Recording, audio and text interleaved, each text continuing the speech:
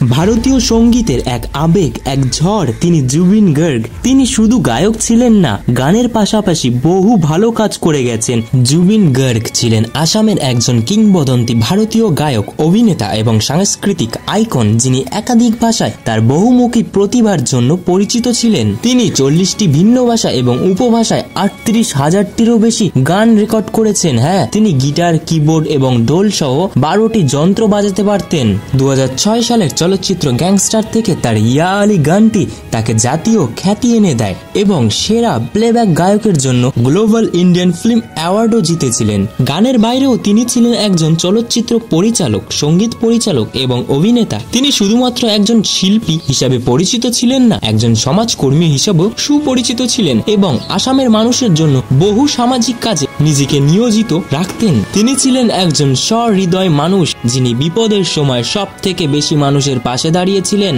আজও জুবিন গার্গ স্যার, তিনি মনে থেকে যাবে এবং অমর হয়ে থাকবে সবার মনে।